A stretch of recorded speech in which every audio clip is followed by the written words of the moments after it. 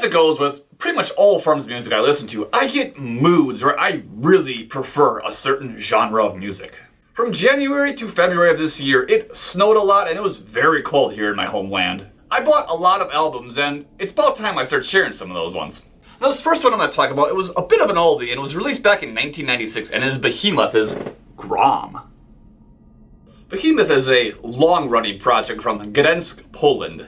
The band was formed in 1991 by Adam Darski, the 14-year-old who later christened himself Nergal. Throughout the years, Nergal has been the driving force and main member of Behemoth. In their earliest of days, they played very Nordic-influenced black metal. Bands like Emperor, Immortal, and Darkthrone are all pretty obvious influences. However, by the time they got to their first album, they started to inject more of a pagan and much more elaborate sound to their otherwise raw black metal. Their first album, Soventovith, Storming Near the Baltic, had a bit more, Eastern European sound, Baltic, and it had more lyrics centered around paganism. Now by the time they got to Grom, they had definitely started to refine their sound and, as it goes, find their own sound. Grom is an interesting album because it shows a band growing and developing and going on to the next thing. The first 4 albums from Behemoth in general are quite different from each other, although you can still kind of hear the same band. By the time they would get to their 4th album, which is called Satanica, they would start to show much more of a death metal influence in their music, and pretty much from that point on, they would gradually become more and more death metal, even though throughout the years they've always been labeled as a black death metal band. I've never quite understood that, but as far as I'm concerned, these guys have been a death metal band for at least 20 years now. However, back on Grom, they were undoubtedly still playing pure pagan black metal.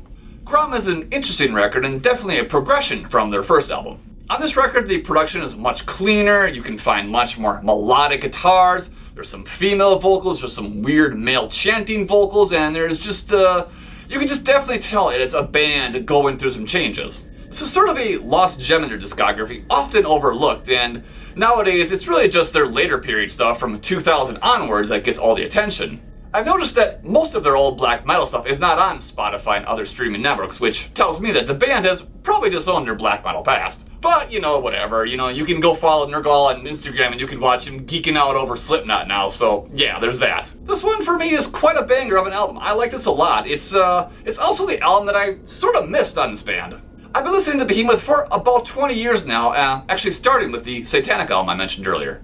When I started to go backwards, I found that I really enjoyed the black metal stuff as opposed to the death metal stuff. But this is the album I just missed out on. I don't know if I just couldn't track it down back in the day or what, but I never heard this album until now. So basically, if you like raw black metal with some really nice melodic touches, ample amount of keyboards, some occasional female vocals, and some pretty great lead vocals, you're definitely going to enjoy Grom. A lot of what you hear in this album is very reminiscent of what was going on in the black metal scene in the mid-90s. There's no clear-cut favorite on this album, but goddamn, songs like The Dark Fortress or Spellcraft and Heathendom are just really solid black metal songs. Well then, the album cover, shall we?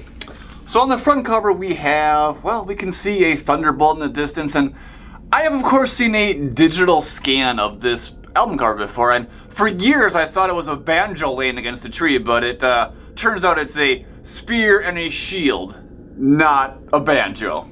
On the back cover you can see the track listing and a picture of the band. CD has some more fantasy-like artwork on it. Booklet with lyrics and more photos and artwork.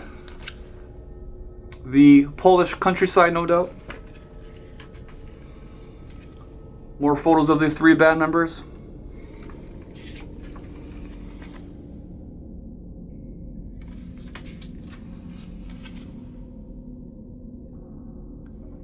And yet again, more artwork and photography with something or another wrote in Polish, which I don't understand. Yeah, super cool album, Grom here, definitely worth picking up, and I should point out here that this is also an original pressing, which I felt pretty fortunate to get, and I paid only $15 for that, so that's pretty awesome, because sometimes these old mid-90s black metal records go for a lot more than 15 bucks.